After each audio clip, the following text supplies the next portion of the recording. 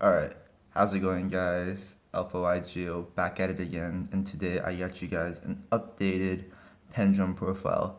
As you guys know, or some of you may know, when I like to run Pendulums at the moment, I like to run Pendulum Magicians, Zefras, and Pendymions all into one nice package. The reason being is it produces boards consistently that combat all of the annoying like side decks of like the game, where if you get spirit moded you still have disruptions alive, and with a little bit of fine tuning and the inclusion of 3 super poly now off the ban list, now like we produce boards that aren't even worth super polying. So overall we create this board that just makes all siding super difficult. Even gamma, like because we run Endymions, if we resolve Endymion really early and get a jackal out with counters, then even gammaing won't be that useful for them, especially on something like Electromite, where one would assume is their main priority target. So without further ado, we'll get along into the deck. As we go on, I'll explain all my card choices. Some don't need explaining, but I believe some warrant some explanation to the degree. So here we go. 3 chronograph, 1 time gazer. This is pretty much standard in majority of pendulum decks, so nothing too surprising there. We run 3 dark worm along with the 1 gate 0. Again, we're only keeping it at 1 gate 0 because we're not really focusing in any regard on pendulum summoning level 7s, because we don't make absolute dragon plays to vortex, we just use guard dragons for that. And because sometimes we're locked into scale 7, we don't really have an opportunity to be pendulum summoning those level 7s anyways. So it's better to keep awkward hands like that to a minimum, but plussing off the dark worm is still very strong. 3 Cerberus, 2 Jackal, just more turbo cards. You know, you bring him out with Servant and Endymion, you protect the rest of your plays. Going second, this plus like chronograph just helps you break boards, or just it by itself, and like bunch of ways to accumulate counters. We still run the 1 Garuda because the one thing that didn't get hit on the ban list was Mystic Mine, so we have to run some kind of main deck out to respect Mystic Mine. In other variants, I'm sure we'd run, if we're running a larger Magician package than we are, we'd be running stuff like Dragon Pit Magician, just to have like a constant out to Mystic Mine. But keep an eye out for a pure Pendulum Magician list, because I'm working on one right now that's gonna be as hyper consistent as possible. We're also running 2 Curtain Raiser. Curtain Raiser is the new inclusion to the deck, not to Pendulums in general, but for this list. The reason why I started to play Curtain Raiser is because the reason why Curtain Raiser wasn't played prior was because it doesn't work that well with Dark Worm, because once you have like a Dragon Shrine, let's say you dump the Dark Worm comes out, Curtain Raiser doesn't really do anything special at that point, and it's just a normal summon. And if you're gonna just normal summon a Pendulum monster, you might as well have like a Magician instead, honestly. But the theory behind keeping Curtain Raiser at this day and age is because although in your good hands he's nothing special, he's just another monster, in dead hands he will definitely save your hands just as another turbo card. So I realized, like, although I wanted to put him at 3, I did want to keep this list to a nice and tidy 50. Yeah, before it was 46, because I have a lot of reasonings as to why I run 46 with this build specifically in terms of siding. But I realized, like, let's test this 50 count variant out. It's been doing great for me actually, so I can't complain there. 3 Servant and Endymion and 1 Master Endymion. It's still warm, like you still play Master Endymion, he's still a great card, you know, scale 8, can blow up cards, you bring him out. Decks that rely on targeting really struggle to like deal with them, so no reason not to play. We still play, of course, a small Zefra package. The Zefra package is kept to a minimum for a reason, and it's because their purpose really only in this deck is to get us Divine Strike. I feel as though Zefra is a good scale, but it's not the scale that we want to be keeping for the entire game, honestly, just because it's like it can be really annoying just to like having to deal with the fact that there are times he's going to be a scale 5. It can be really like difficult to work around that.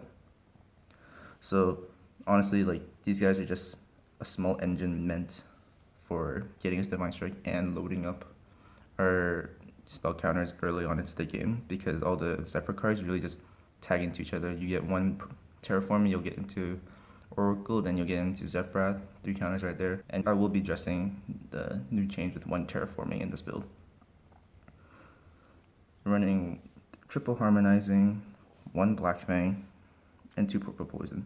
This ratio hasn't changed. There are times I do wish I could bump it up, because it's like with stuff like Pendulum Call, and like for some reason I keep seeing it often, I feel like I exhaust through my magician engine really quickly.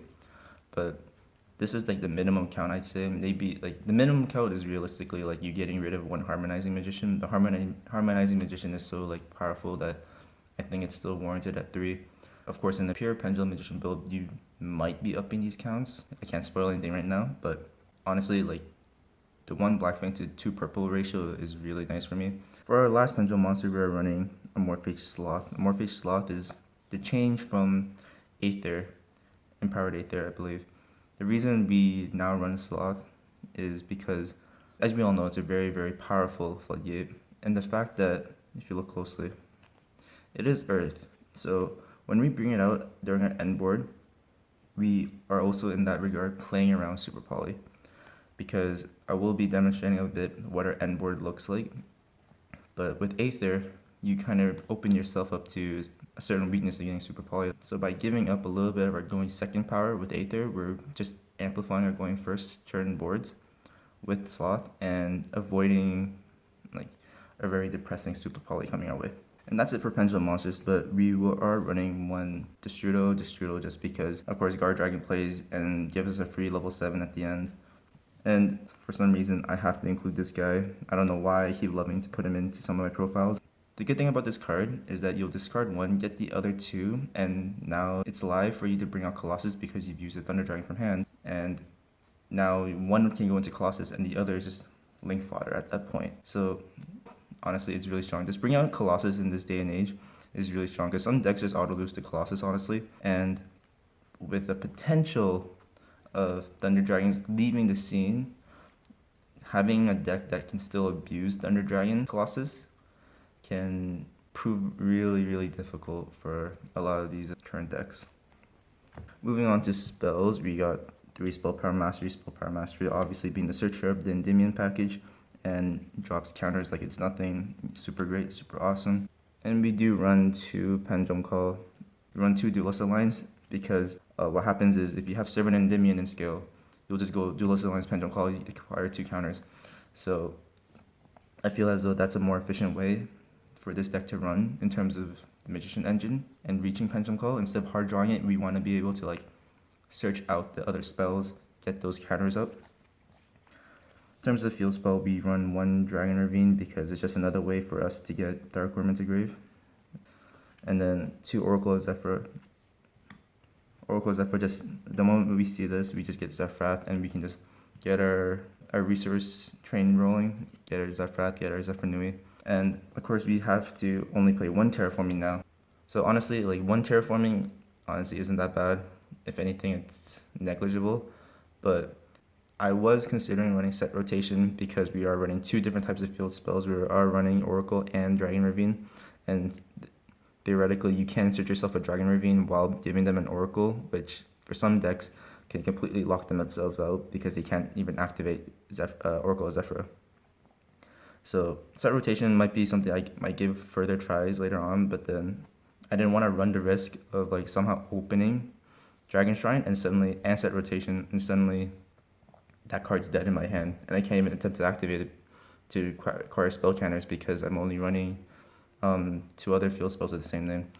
Running multiple field spells of Dragon Ravine and Oracle Zephyr, it's just too clogging in and of itself, so I have to work out the ratios, maybe test that engine a little bit more, but at the moment it's still good. We're running 1 Zephyr Providence, and yeah, it's because Zephyr Providence can search your Oracle of Zephyr. It's like when you open this, you just use it as terraforming, so it's no big deal. The reason I don't up this count is because it's a hard once per turn, and as such, it becomes really bricky. Like, I won't lie. Like, if you have like another copy in hand, you just don't do anything. It's not a scale, it's not a pendulum monster, you don't get anywhere with a second copy. We also decided to keep running 1 Dragon Shrine and 1 Foolish Burial. I know, like, People have upped this Dragon Shrine count up to all the way up to 3 and running basically 4 copies of it with Foolish Burial. But I still, for me personally, I just don't like it just because you're gonna see your dragons one way or another, honestly. Like, I rarely never get to see Dark Worm. And like if you're missing it, you just Electromite search it and bring it out. Your board always just comes out the way you want it to, and you don't need Dragon Shrine and Foolish Burial at like maximum count to guarantee it.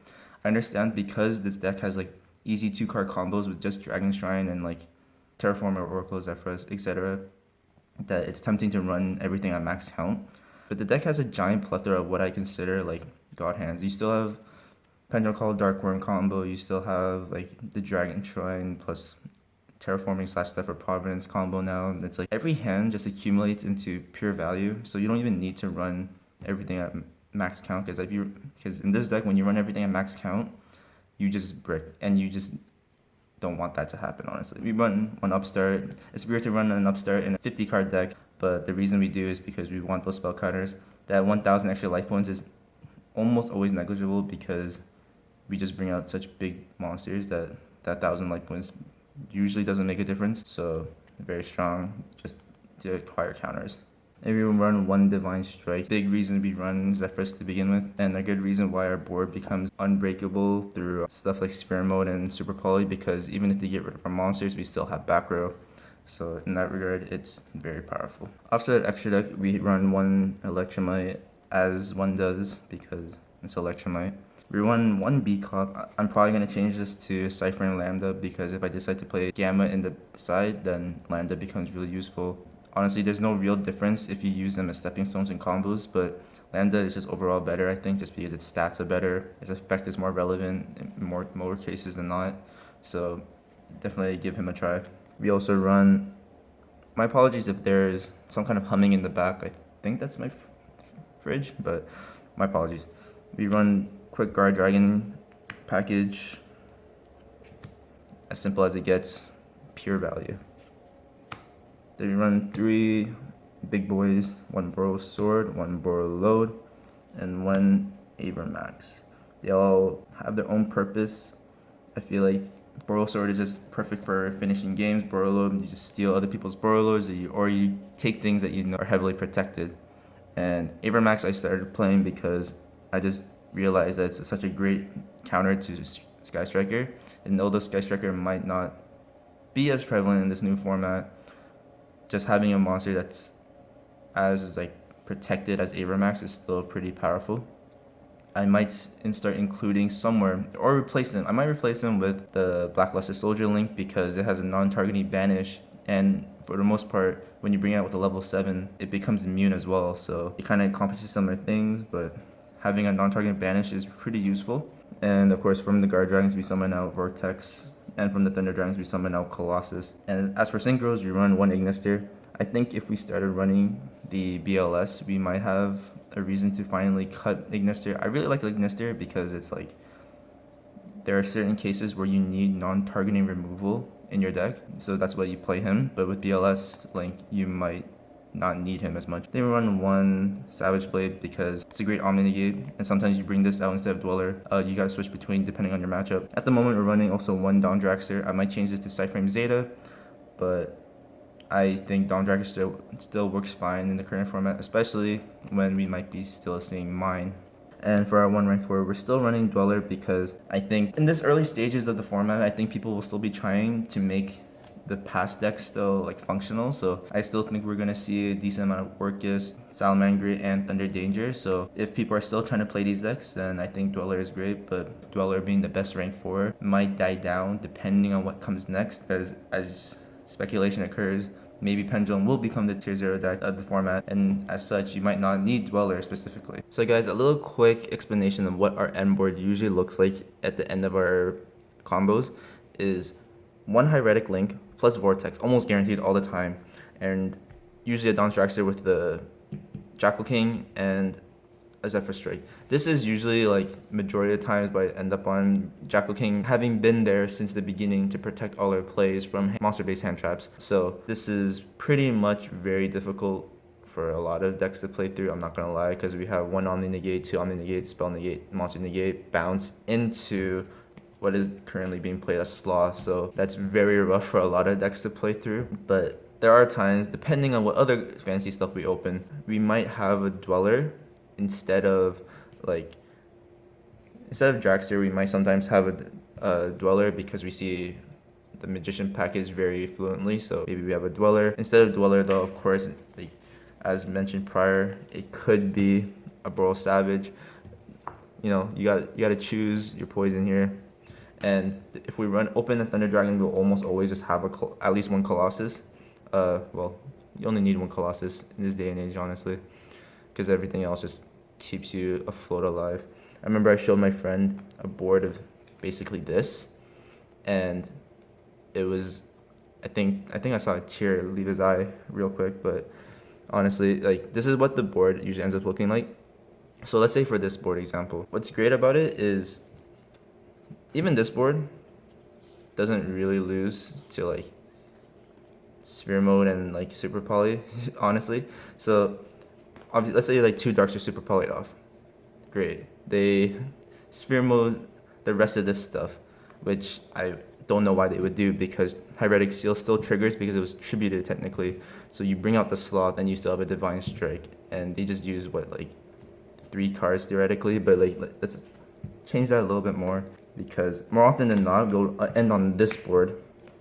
This is my go-to board almost all the time. With every hand you almost produce this board, but every other extra deck monster you get to bring out Colossus or a Dweller. That's when you get to see more of the other saucy cards in your hand. So with this, do they want to really super poly away 2 light monsters into a Mud Dragon? Really?